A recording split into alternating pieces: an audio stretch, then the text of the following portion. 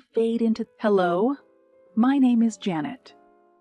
If you had asked me years ago what I imagined my life to be, I would have painted you a picture that was very close to reality.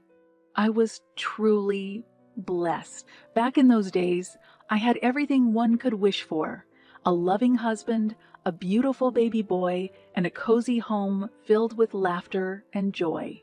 Let me start with James, my rock, the man who stood by my side through thick and thin. We met in a quaint little cafe on a rainy afternoon. I was sipping a latte, trying to chase away the cold, and there he was, seated at the next table, reading a book. When our eyes met, it was as if the world stopped. "Excuse me, would you mind watching my stuff while I go get a refill?" he asked, breaking the moment.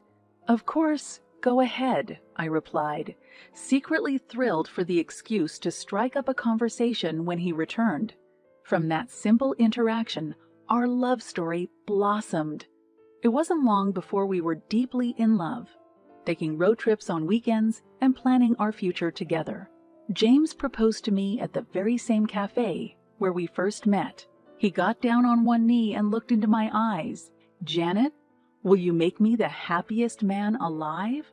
With my eyes filling up with tears, I said, "Yes, yes, 1,000 times yes." We were married less than a year later in a ceremony that was the epitome of our love, simple, genuine, and full of laughter. 2 years into our marriage, Mark was born. James and I were ecstatic.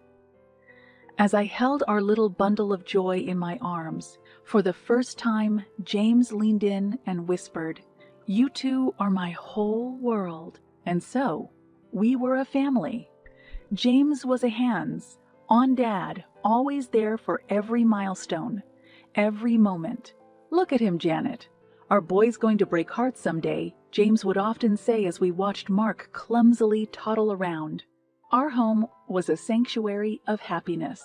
Weekends were for family outings, picnics, visits to the zoo, or simple movie nights at home.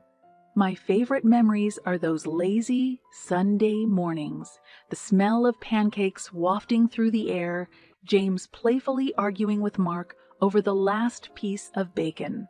"Let the boy have it, James." "You're setting a bad example," I'd laughingly scold him. "But I'm his dad. It's my parental right to steal his bacon," James would retort, his eyes twinkling with mischief. Mark would giggle, thrilled to be part of this adult banter. Yes, life was a blissful dream, full of love, full of promise. Those were our golden days, days I believed would stretch on endlessly into a future of unbounded joy. I couldn't have been more wrong.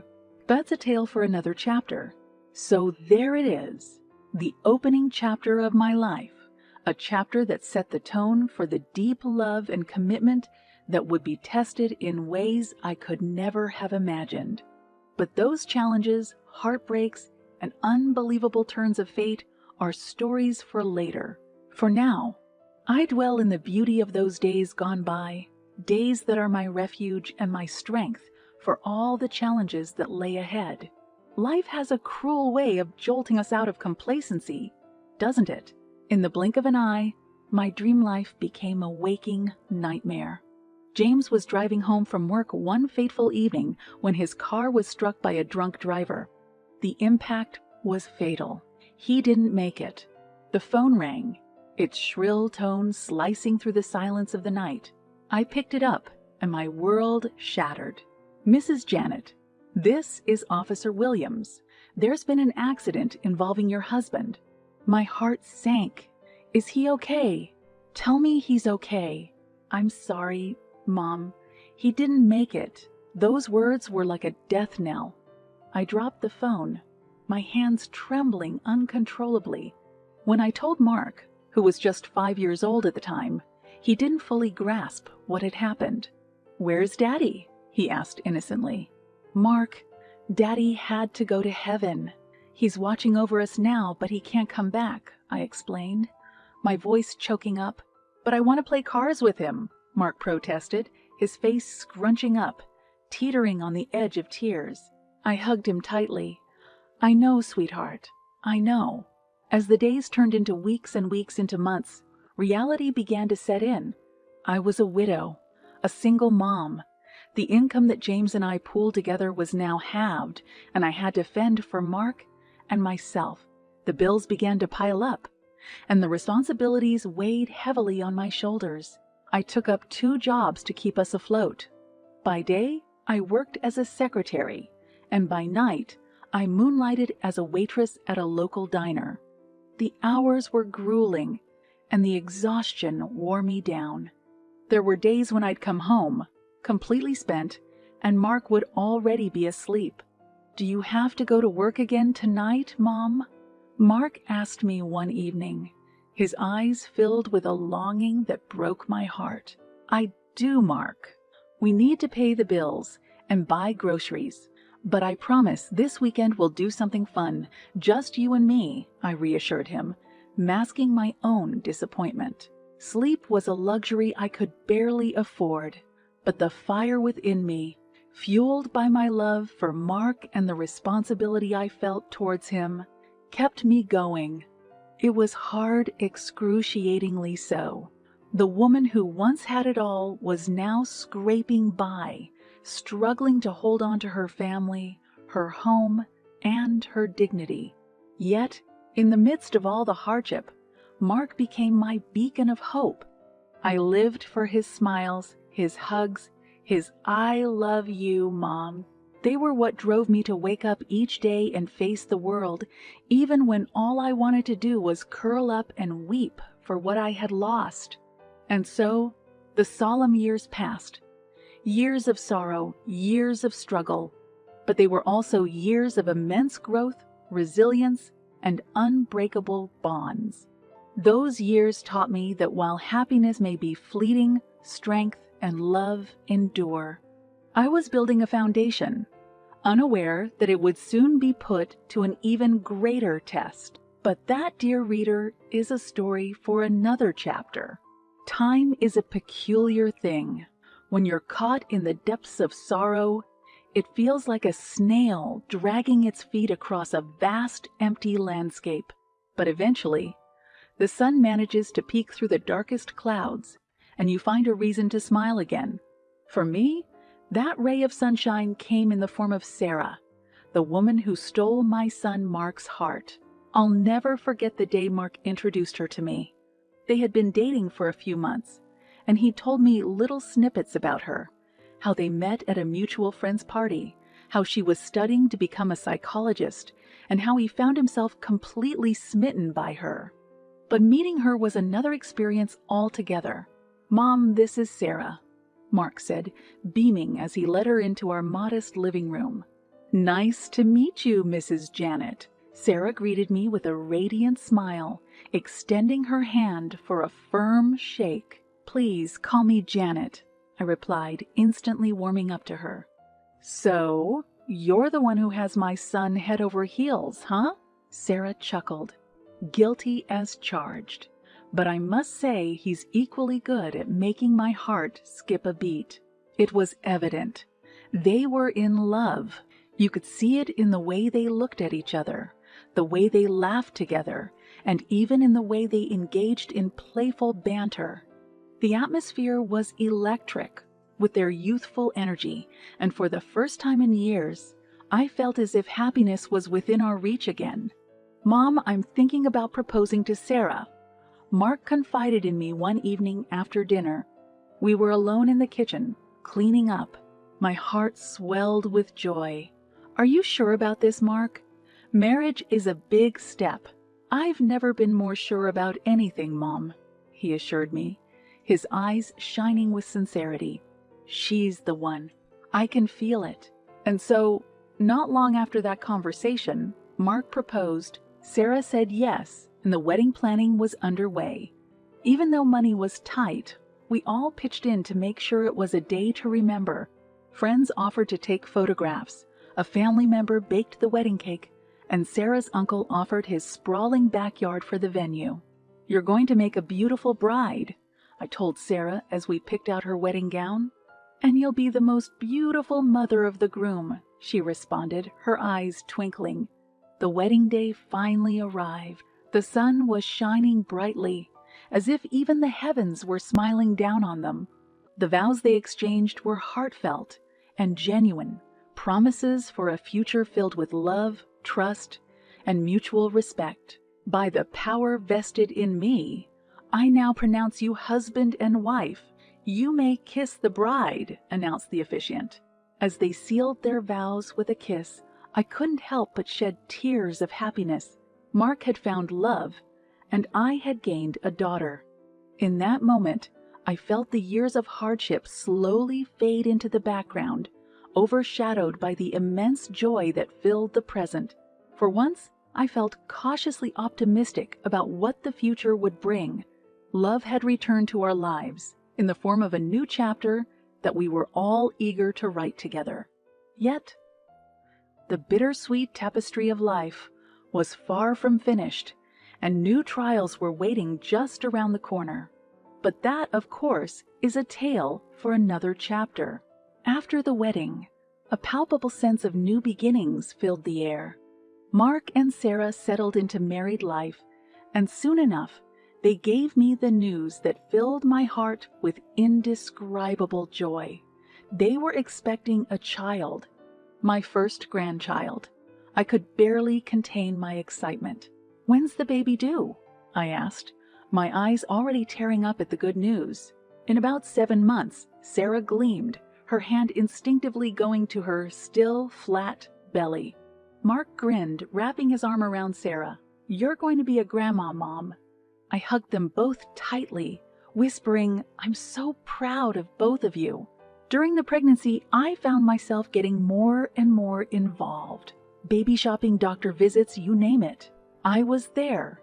When my grandson was born, I was right there in the delivery room holding Sarah's hand as she brought a new life into the world. "He's perfect," I murmured, as I held my tiny grandson for the first time, his newborn eyes squinting against the hospital lights. "He really is." Sarah sighed, exhausted but blissful. The first few years flew by like a whirlwind of milestones. First words, first steps, first day of school. I found immense joy in my role as a doting grandmother, often offering to babysit so Mark and Sarah could have some time to themselves. Everything seemed perfect. But as the saying goes, when things seem too good to be true, they probably are. I started to notice the change in Sarah during one of my routine visits. She seemed distant, less invested in the family than she used to be.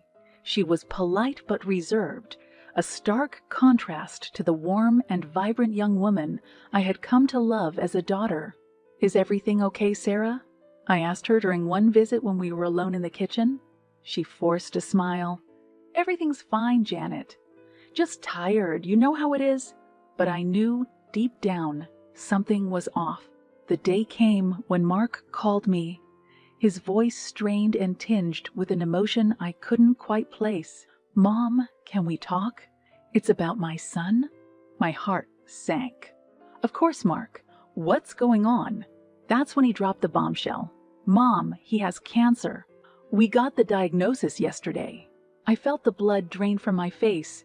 "Oh my God, how's Sarah handling it?"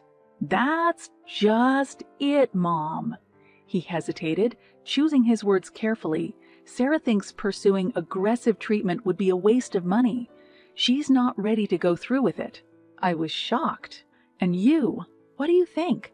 "I don't want to argue with her, Mom. I love her, but I'm torn." Mark sounded helpless. It was in that moment that I realized how complicated adult life could be, how the lines between right and wrong could blur and leave you feeling lost and confused. And it was also the moment I realized that the looming clouds on the horizon were about to break, unleashing a storm that would test the foundations of our family in ways we could never have imagined. But as you'll see, it's often in the midst of the most devastating storms that we discover what we're truly made of. But that's a story for another chapter. The diagnosis was like a bolt of lightning that fractured our family tree. My grandson had leukemia, and we were at an impasse. I found it increasingly hard to reconcile Sarah's reluctance to go forward with the treatment. How could a mother not move mountains for her sick child? Was money truly more valuable than a life, especially the life of your own flesh and blood? The tension came to a head during a family meeting at Mark and Sarah's home. The room was thick with unspoken words and carefully masked emotions. My grandson, unaware of the gravity of the situation, was at a friend's house. "Look, if you're so worried about him, why don't you take him in?" Sarah finally said, her eyes meeting mine for the first time that evening. The room went silent. Mark looked like he was about to say something, but hesitated, caught in an emotional tug of war between his wife and his mother. "Is that what you want, Sarah?" I asked, maintaining a calm exterior despite the turmoil inside me. "I just think it's an option," she responded coldly. "Mark, do you agree with this?" I needed to know where my son stood. Mark swallowed hard. "If you can give him care he needs, Mom, maybe it's for the best." And so it was decided. Within a week, my grandson moved in with me. I retired from my job to focus entirely on his treatment, liquidating some of my savings to fund it. The chemotherapy was brutal. Many nights were spent holding a bucket for him, comforting him through the nausea, the pain, and the relentless fatigue. "Grandma, why do I have to be sick?" he asked me one night, his small frame drowned in the hospital bed. "Sometimes bad things happen, sweetheart, and we don't know why. But what I do know is that you're strong, and you're going to beat this," I whispered, tears blurring my vision. With each passing day, my grandson's health began to improve. The medical tests started showing promising results, and after a grueling year, the doctors declared him in remission. The relief that washed over me was unlike anything I had ever felt. We didn't just stop at treatment. I enrolled him in a nearby school, encouraged him to make friends, and even took him to soccer practice. He became a vital part of a local team, earning the love and respect of his friends and teachers alike. "Grandma, I made the goal today." He burst into the house one afternoon holding a trophy. "I knew you could do it." I hugged him, feeling an overwhelming sense of pride and happiness. Life wasn't easy, but we managed. My grandson grew stronger, not just physically, but emotionally and mentally. He had fought the battle of his life and emerged victorious thanks to his indomitable spirit and the world-class medical care he received. As for Mark and Sarah, our relationship was strained but civil. They visited occasionally, usually during holidays, but the emotional connection had suffered a blow that seemed irreparable. 15 years after my grandson moved in with me, the doorbell rang one weekend. When I opened the door, Mark and Sarah stood there, expressions unreadable. "We've come to take him back," Mark said, finally breaking the silence. Just then, my grandson walked up behind me. "I'm not going anywhere. You may have given birth to me, but you're not my parents." The weight of his words hung heavy in the air, and without another word, Mark and Sarah turned and left. I looked at my grandson, my heart swelling with love and pride. Sometimes life thrusts us into battles we never signed up for. Yet it's in those battles that our true selves emerge. Love, I realized, wasn't about blood ties. It was about stepping up when it mattered the most, and in loving my grandson unconditionally, I had also saved myself. But as all things in life, nothing is ever as simple as it seems. But that's a story for another chapter. The years rolled on, each one a testament to the resilience and strength my grandson displayed, both on the soccer field and in life. He flourished into a young man of remarkable character. He was kind-hearted, responsible, and had a good head on his shoulders. We were a team, inseparable and strong. I was in the garden one afternoon, tending to the roses, when my phone buzzed. The caller ID showed Mark's name. A shiver ran down my spine. Calls from Mark were a rarity these days, and usually not the bearer of good news. "Hello, Mark," I greeted cautiously. "Mom, it's been a while. How are you?" His voice was flat, devoid of emotion. I'm fine. Thank you. Mom, I've been thinking. It's been years since... Well, since my son moved in with you. I've been thinking maybe it's time to mend fences. My heart pounded in my chest. What are you suggesting? I think it's time for him to know the whole story, the reasons behind everything. And maybe it's time for us to be a family again. I was skeptical but intrigued. Do you think Sarah would be open to this? She's the one who suggested it, Mark admitted. And so we arranged a meeting. We chose neutral ground, a quaint cafe halfway between our homes. When my grandson and I walked in, Mark and Sarah were already seated, anxiously shifting in their seats. Mark stood up when he saw us. Hey, Mom. Hey, son. My grandson nodded curtly, his expression unreadable. Sarah chimed in. We've missed you. We've missed being a family. I think there's a lot to talk about before we can use the word family. So freely, my grandson spoke up, finally breaking his silence. The air was thick, heavy with years of unspoken pain, regrets, and what-ifs. And then the reckoning began. Sarah went first, telling us about her own troubled childhood, how she'd grown up in a family that valued money over emotions, and how that mindset had distorted her own views on parenting. Mark spoke next, admitting his struggle to balance the woman he loved and the family he was born into. I should have done better. I failed you both, and I'm sorry. As they spoke, I watched my grandson's face. I could see him processing, reevaluating the narrative he'd held onto for years. When it was his turn to speak, his words were measured but impactful. You had choices, both of you. You chose the easier path. Grandma here chose the hard path, the right path. I respect her for that. As for us, maybe there's a way forward, but it's going to take more than just words to make things right. He looked at me, his eyes filled with a mixture of love and respect. Grandma, what do you think? Forgiveness is a powerful thing, I started, but it doesn't erase the past. We can move forward, but we move forward, changed, eyes wide open, knowing what everyone is capable of, for better or worse. Sarah and Mark nodded, a glimmer of hope mixed with the stark reality of their past choices visible in their eyes. And so we left the cafe that day not as a reunited family, but as individuals finally facing the truth, the whole truth. It was a reckoning years in the making, one that didn't promise a happily ever after, but offered something perhaps more valuable, a chance for genuine redemption and growth. As my grandson and I drove back home, he took my hand and said, "Thank you, Grandma, for being my..."